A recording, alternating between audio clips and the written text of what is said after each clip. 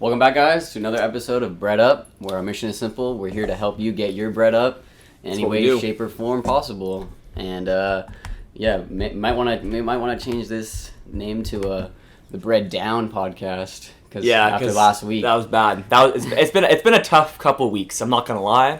The portfolio hasn't been as strong as I like it to be. I think everyone that is in the market right now can attest to this. It's not the best time right now. But you know what? These times are what make good investors good, because it's easy to be, I love trading stocks when everything is going up 10% a day. But when everything's going down 10% a day, all of a sudden, I know some people that literally haven't talked to me about stocks, like send me any referral, like stuff they're looking at for the past 3 weeks. But when things are going great, I'm getting referrals from them all the time. I'm like, that's the thing is, you need to identify what kind of investor you are. And a real investor doesn't care whether it's sunny outside, it snows, whether it's down, whether you're down 50 or down 200. Up 200, like, doesn't matter. Yeah. So last week, you guys, us, we took some big L's. It was a horrible week for us. Horrible for me. There really weren't any companies that we were looking at specifically that really took off. Everything was just going down, and we were expecting a pullback, but a sell-off is still good because now every stock that we're looking at is basically super on sale, and it's in a buy zone, and we're going to talk to you real quick about some stocks that we're going to be looking at, but this video isn't going to be that stock related.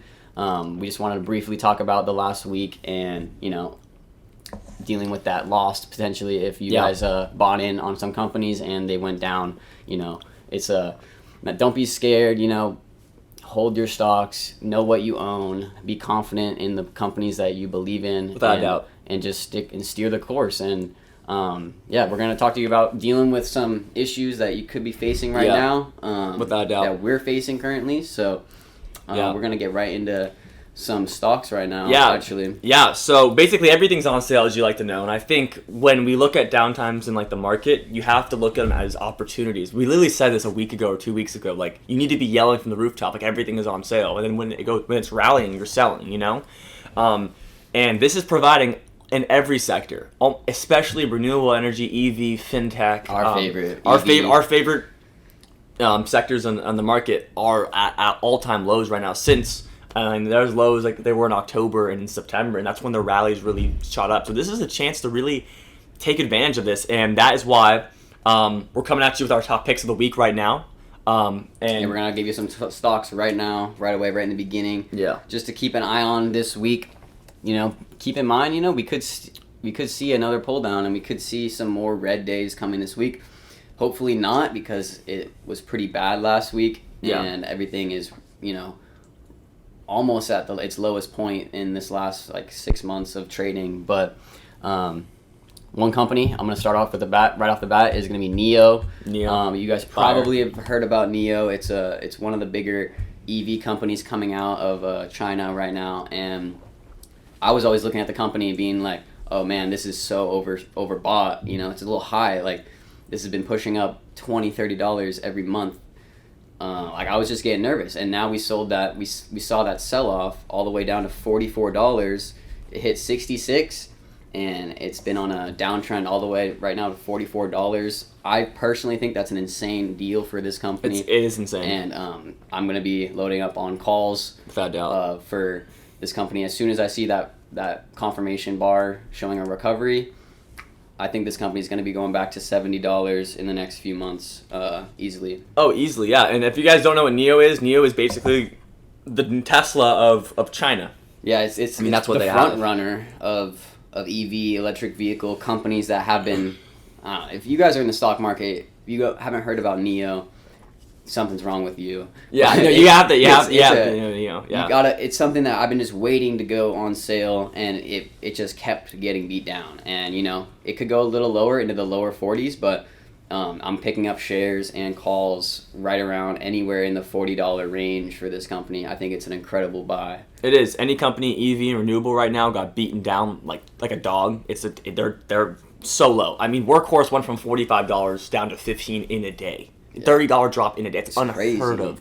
And I think that, it was because of a bad news. They didn't get a merger, I think, with USPS or whatever. Okay, but does it deserve a beatdown of almost I mean, a ridiculous $30 off their price target. I mean, that's like a 75% drop on a stock price. I mean, that is insane. Those are identifications as an investor that we look for as strong swings and strong buys, especially for these companies in these sectors. I mean, in 5 years from now, they're all going to be, I mean, Neo, Workhorse, Plug, all going to be $150 and above at least, at minimum, in 5 years from now. I think they're going to be in the 300 to 400s. So buying them at like $17 a share, buying them at $30 a share, bargain prices here. And that's why for my picks this week, I'm doing Fuel Cell and Bloom Energy. So that's FCEL and Bloom Energy. I've actually talked about Fuel Cell here before. I called them at about $16 and I rallied to about $24 in 1 week. That was about a month ago. Since then, they've sold off like basically everything else in Bloom Energy. The reason why I'm combining the two, though, is because there's going to be a conference call on Thursday when both companies and investor relations are going to come together and talk about the future of renewable energy. A couple of world leaders are going to be on this call. And I think what it's going to do is bring a realistic look at the future of renewable energy, because I think everyone's like all over the place on where it's going to be. Like, oh, you know, Biden administration, this, whatever. I personally think this call is going to go terrifically well, and that it's going to flood in a lot more newer investors, and they're already at bargain prices. I mean, these are down 40%. It's going to bring in a lot more. I think these are going to rally super, super hard. Maybe not next week. We have to see how the market goes as a whole, but definitely within the next 3 weeks, these stocks will be up about 50% from what they are at right now. Yeah, that is all the EV hype. You know, we saw 50% gains, and you know, whenever that happens, you know, that's what we think, and we think that they're going to come down, and you got to always be questioning, you know, is this price too high for right now? Where is it on the RSI? Like, I'm not going to get it on this company unless, you know, it's on a discount, and that's what we were looking for. I didn't want to buy Neo at 66. It was way overbought, and, you know, now it's down to $44, and same thing with Fuel Cell. Like, Fuel Cell had an incredible run, and off the EV hype. So that died down, and, you know, now is the time to get in on those companies and ride that wave, because EV is still the future of transportation across the world. If you want to believe it or not, that's just, there will be no more gasoline cars 50 years from now. We live in California. By 2035, it's illegal to even sell gas cars in 2035. So in 14 years. It's anything EV, the batteries, the charging companies, and the actual vehicles themselves. Workhorse, Neo, Switchback Energy, Plug, Fuel Cell. All of them. We've been talking about them for weeks. Just add them to your watch list and just keep an eye on them, because they're all on sale right now. And it'd be a great entry point for anyone to get in on really anything after this last week of beatdowns across all markets. Without a doubt. And I mean, I think if you were looking at it, and I was a little bit like, damn, you know, I kind of wish I got in on Workhorse a little bit earlier. I mean, this rally was insane. And that goes for almost all the companies in renewable energy, fintech, EV, all of them. This is your time to do so. Load up on shares. It might drop a couple more percents this next week, okay. But from what they're going to be in 3 months from now, 2 months, 6 months, it's going to be a little blurb on the radar, and you're going to be all the way up there. So it's looking at that long-term perspective. That's what you got to do as an investor. It's not trading the short run all the time. I mean, if you're swinging like a penny stock, maybe. But as a reliable and due diligent investor, that's what you got to do, is look at the big picture of things and where it's heading, and have that, you know, hindsight and that future 2020 vision, I guess. Yeah. I mean, after last week, you know, I got some anxiety. I know Lucas got some anxiety. Without a doubt, I think everyone did. We got some listeners that have been dealing with some anxiety recently, and, you know, we're going to be talking about today how to specifically deal with this anxiety or nervousness that you can get when different things in life get thrown at you, whether it is a stock market L or anything, whether it's something at your job. It's so crucial to know how to control your anxiety and your nervousness, because the more you bottle it up and the more you store it inside of you, it can lead to long-term depression and make things worse for you. So we're going to be talking about how we navigate our emotions through the stock market. Just in life in general, honestly. Because like this week I think these past 2 weeks gave everyone the nerves and anxiety as being an investor in the market. That's why I opened this video with saying, like, it's easy to say things are going great when you're up 10% every single day, 30%, right? It's easy to say that.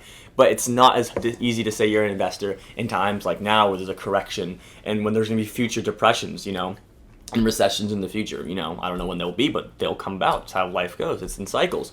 But you need to deal with those cycles, and part of dealing with the cycles is dealing with your anxiety and dealing with nervousness in every situation in life. I mean, you're not even human if you say you've never been nervous before on anything or anxious. I mean, I think that's like a word you hear now. Like everyone's, oh, like I have anxiety. You know, I have like crippling, I have anxiety and depression.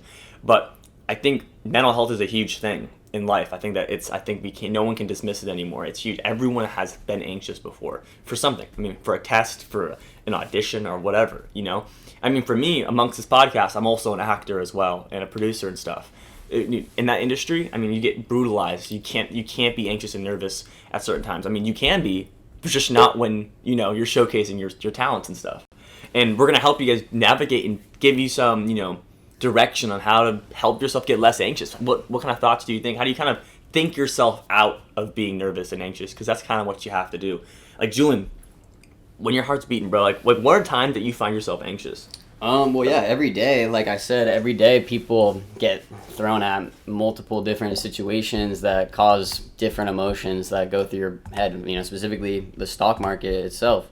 And, one thing that I do, and I want to teach other people something that I was taught, a couple of years back on dealing with nervousness is channeling that energy that you have. And being anxious or nervous, it's not necessarily a bad thing. It's a similar chemical in your body as the same chemical as being excited and being hyped for something. That's what I've heard.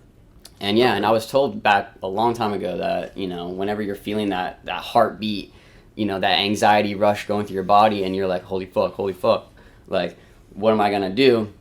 You take that and you got to channel that and use it to your advantage on whatever task you're trying to do for that day. And that's something that I want to teach people to do is taking those emotions and treating it like a superpower. Like I listen to Kanye and he's bipolar and has a mental disorder and he's diagnosed for that, and he's talked about multiple times how that's his superpower, and he uses his bipolarness to channel a creative energy to create his work. And that's what everyone can do with this anxiety or this nervousness that you feel, whether it's in the stock market or your parents or work. You use that as energy to fuel yourself to do something good and make yourself more happy. And that's what I learned. And whenever I'm feeling that in the stock market, I buy in on a company, that thing goes down 10% right away. I'm like, oh my God, like I want to kill myself. This is terrible. Like yeah. It's horrible. It's a horrible mindset. And it's you take that energy and it's like, it's motivation and it's this hunger to bounce back. And that's the root of this superpower, whether you want to call it a superpower or not. It's an anxiety. It's something going through your body at a crazy speed. What it is it's a very old instinct. I mean, being chased by like a lion, like you need to have that anxiety rush and that adrenaline to get away. But what's happening is we don't have those experiences. We don't have lions. We're living in this modern world where like most of us aren't running from something for our lives. At least I hope none of us have or will have to in our life. But we still have those instincts inside of us. So other things that come at us kind of like a lion running us in the jungle. It could be it could be an audition. It could be a stock tanking 20%. It could be an interview. Those in our heads are us getting chased by a lion. So your heart starts beating faster. Your palms get sweaty, and sometimes this happens to people for no apparent reason. Maybe there's nothing there actually. That's what anxiety is kind of created off of. It's this feeling that you're trapped in your own body, almost like I've had it before. Very few times, but I've had it before, and I think the best way to escape it. I mean, here's what I do with it.